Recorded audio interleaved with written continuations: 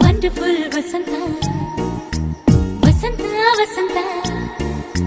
beautiful ವಸಂತ ತನ್ನಂತಾನೆ ಬಂತು ಬಂತು ಚಿಗುರು ಒಣ ಹಬ್ಬ ಚಿಗುರು ಹಸಿರಿಗೆ ಹಸಿರು ನಿಶಾನೆ తొమ్మిది ఆటం పాటం